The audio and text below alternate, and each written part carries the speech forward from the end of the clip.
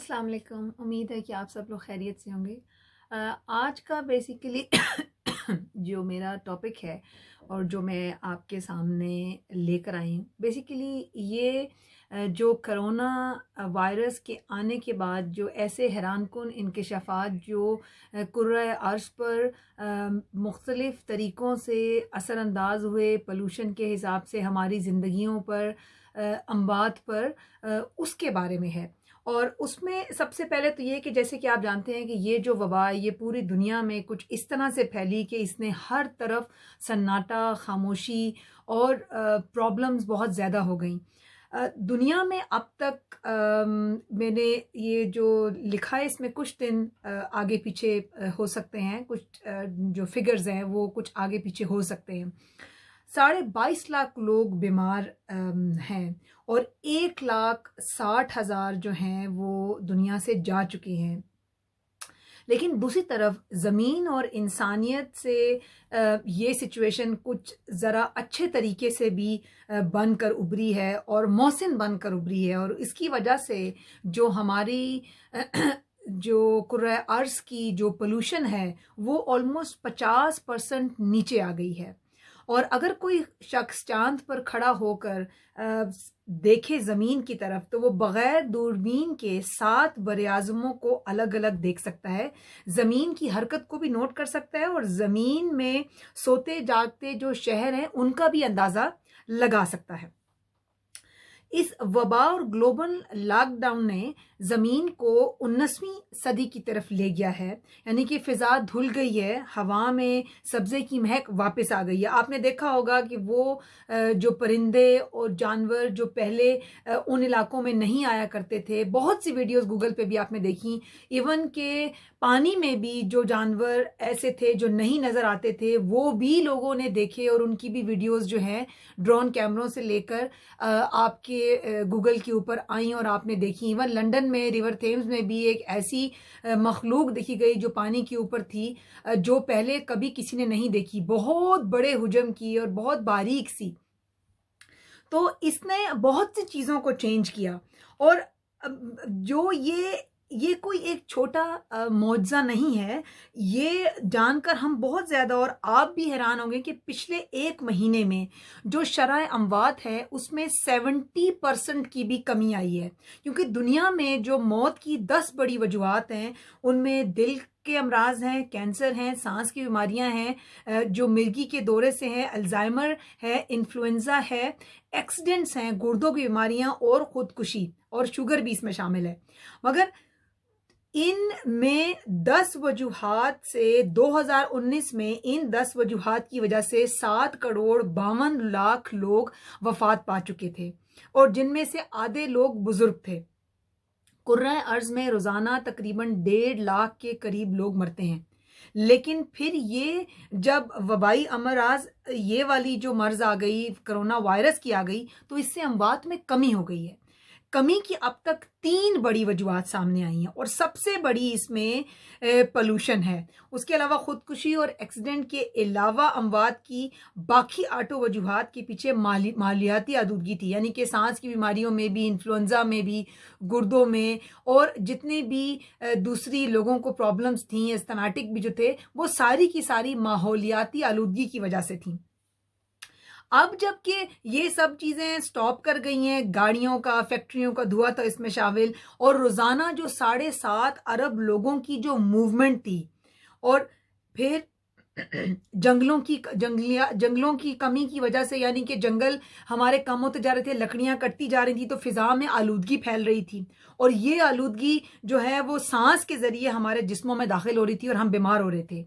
और हमारी हवा में 2 किस्म की आलूदगियां होती हैं, एक जो होती है वो बादल से नीचे होती है और एक जो होती है वो बादल से ऊपर की आलूदगी है। जो बादल से नीचे की आलूदगी है, गर्दो गुबार है, वो तो जब बारिश होती है तो धुल जाती है, लेकिन जो कि बादलों के ऊपर की है, वो जो हवाई जहाज जिसकी वाहिद वजह होते हैं, वो तो बारिश से या किसी चीज से खत्म नहीं होती। तो रोजाना दुनिया में 3 लाख जहाज उड़ते थे, जिससे फिजा की पॉल्यूशन बहुत ज़्यादा हो गई थी। और आपने देखा था कि बहुत मुहिम चल रही थी पूरी दुनिया के अंदर भी और जर्मनी से भी कि ये जो आलूदगी है, ये फ़िज़ाई सफ़र जो है इसको कम से कम किया जाए, क्योंकि इससे फ़िज़ा बहुत ज़्यादा आलूदा हो रही है। तो इसकी वजह से भी जो है वो प्रॉब्लम बहुत ज़्यादा हो गई थी। और पोल्यूशन, आंधी तूफान, बारिश से ख़त्म नहीं होती। ये जो ऊपर की लेयर है, जो बादलों से ऊपर की पोल्यूशन है, वो इससे ख़त्म नहीं होती और ये पूरी फ़िज़ा को तबाह कर देती है। इससे पूरी ज़मीन की जो ज़िंदगी है वो भी तबाह होती है। हालिया वबा की वजह से जब एयर ट्रैफिक भी बंद हो गई और ज़मीनी ट्रैफिक भी बंद हो गई, फैक्ट्रियों का धुआं, इंसानों की मूवमेंट का जो पोल्यूशन था वो भी कम हो गया, तो ये सब चीज़ों ने इनके अंदर शराए अमवात में कमी कर दी। दूसरी वजह जो बीमारी की थी वो हमारी खुराक, यानी कि हम लोग इतना ज़्यादा खा रहे थे और ज़रूरत से 10 गुना ज़्यादा तेल, 15 गुना ज़्यादा चीनी और 21 गुना ज़्यादा आटा इस्तेमाल हो रहा था।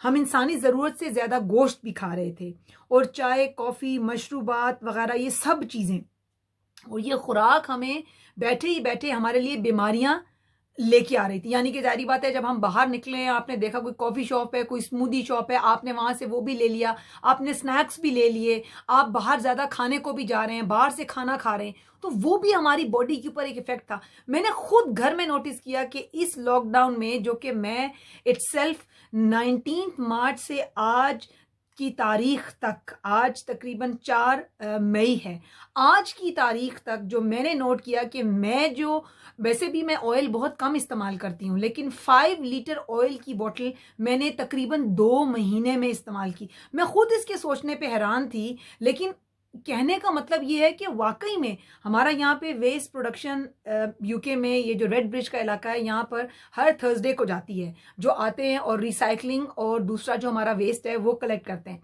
तो मैंने ये देखा कि इस लॉकडाउन के अंदर भी मैंने खुद के भी, क्योंकि हमारे 3 बॉक्सेस ऐसे हैं जिसमें रिसाइकलिंग जाती है और फिर एक बॉक्स है जिसमें आपका बिन है, एक्स्ट्रा भी आपको बैग में करके रखना पड़ता है।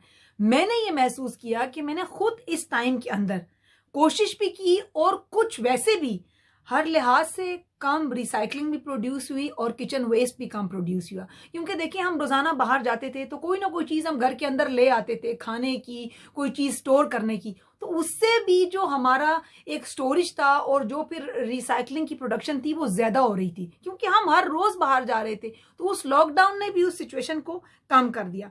इसके अलावा जाहिर बात है, जब इंसान, लोगों की एक एक किस्म की रैट रेस लगी हुई थी, कि जब आप बाहर निकलते हैं, आप किसी को देखते हैं जो दूसरा कोई चीज़ चाह रहा है, आपको होता है कि हमारे पास भी ये चीज़ हो, गाड़ियों में, हर चीज़ में। लेकिन आज हर चीज़ वहाँ पर स्टॉप है। कोई किसी को देखकर एक दूसरे की चीज़ नहीं, हर बंदा अपनी अपनी जगह पे बंद है। कोई किसी को देखकर कोई हसद नहीं है, कोई कुछ नहीं है। तो ये सारी चीज़ें भी बहुत हद तक कम हो गई हैं। इसके अलावा, जैसे कि ये रैट रेस इसलिए कहा जाता है कि जो चूहे हैं जब दौड़ते हैं, जो साइंसदानों ने जब इनके ऊपर रिसर्च करते हैं, तो जैसे जब वो दौड़ते हैं तो उनकी कोई तयन नहीं करते वो अपनी किसी जगह का, वो दौड़ते हैं तो फिर दौड़ना शुरू हो जाते हैं, उनकी कोई डेस्टिनेशन नहीं होती है। तो इसी तरीके से हम इंसानों का भी कुछ इस तरीके से था कि हम लगे हुए हैं पैसे की धुन में और हम भागे जा रहे हैं, हमें नहीं पता सुबह से लेकर शाम तक हमारी वही जिंदगी जो है वो चल रही है, सारा कुछ हमारा चलता जा रहा है, लेकिन हमारी किसी चीज़ को स्टॉप नहीं है, जो कि बहुत ज़्यादा हमारे लिए भी मुश्किल बनती जा रही थी। तो हम उस सिस्टम में बहुत ज़्यादा तकलीफ में आ गए थे। तो और हम दूसरों को चिढ़ाने में, दूसरों को डराने में, और एक जो हमारी एक दूसरे के साथ जो हसद की वो लगी हुई थी, उसमें लोग किसी इंतहा तक पहुंच जाते थे। तो इसकी वजह से भी बहुत ज़्यादा चीज़ों में कमी आई है। लेकिन जब ये वबा आई तो दौड़ने वाले और दौड़ाने वालों को, जिनको देखकर दौड़ते थे, एक तो दौड़ रहे हैं जो अपनी आगे लगे हुए हैं बढ़ने के लिए, और एक जो दूसरों को देखकर दौड़ते थे, वो दोनों रुक गए, ये रेस बंद हो गई।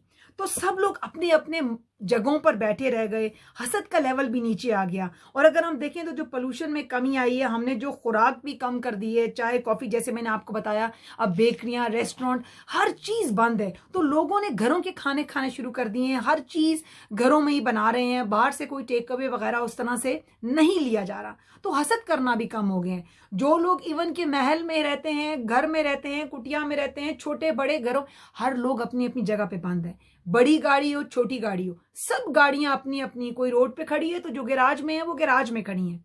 हमारे दिमागों पे एक स्ट्रेस था जॉब पे जाने का, काम पर जाने का, वो स्ट्रेस भी एक किस्म से कम हो गया है, जिससे हमारी बहुत सी परेशानियां और भी कम हो गई हैं।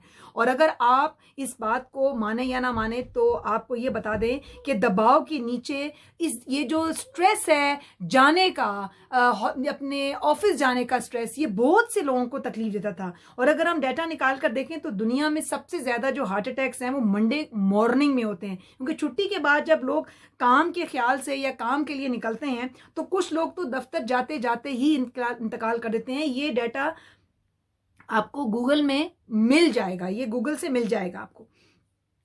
तो दूसरी हमारी जो क्या कहना चाहिए, मसरूफियात की वजह से हमने लोगों का ख्याल रखना, जो चैरिटी वर्क था, फलाई काम था, उनके ऊपर भी हमने अपने काम की वजह से और अपने परेशानियों की वजह से जो है वो हमने जो तवज्जो थी वो कम कर दी थी। और जब हम कोई चैरिटी वर्क करते हैं तो इससे हमारी जो कुव्वत मुदाफियत है उसमें इंक्रीमेंट होता है, वो इंक्रीज होती है, मजबूत होती है।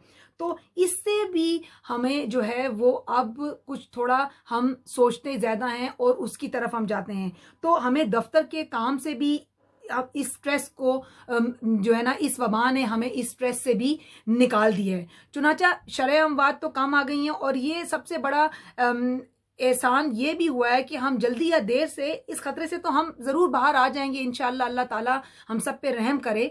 लेकिन हम इंसान जो लाखों साल से हर किस्म की वबा और आजमाइश का सामना करते आ रहे हैं, और दुनिया में एक ऐसा वक्त भी आया था जब कुर्रा वर्ष में सिर्फ 2000 लोग बाकी रह गए थे, लेकिन फिर उस 2000 से 7.5 अरब हो गए। तो इंशाल्लाह अल्लाह ताला ने चाहा तो हम इससे भी निकल आएंगे। हमें चाहिए कि अपनी गुनाहों की माफ़ी मांगते रहें, लेकिन इसके बाद हम ये ज़रूर एक चीज़ जो है वो शामिल करेंगे कि जो ये जो ग्लोबल लॉकडाउन है, ये इस चीज़ को अक़वाम मुत्तहिदा एक पूरे चार्टर की तरफ लेकर जाए, और एक चार्टर ऐसा साइन कराया जाए कि दुनिया को हर 3 महीने के बाद 1 हफ्ते के लिए तमाम चीज़ों को ज़रूर बंद किया जाए, जिससे हमारी ज़िंदगियां जो कि जिस ट्रबल से हम गुजर रहे हैं शायद उसमें थोड़ी थोड़ी आसानियां आ जाएं। और बहुत से लोग इस बात से इत्तेफाक भी करेंगे कि इस लॉकडाउन का जहां एक तरफ बहुत बुरा असर पड़ा है, वहां पर कुछ अच्छे असरात भी हैं, और उन अच्छे असरात को हमें नज़रअंदाज नहीं करना चाहिए। वो हमारी ज़िंदगियों पर बहुत गहरे असरात छोड़ेंगे आइंदा आने वालों के लिए, हमारी नस्लों के लिए भी।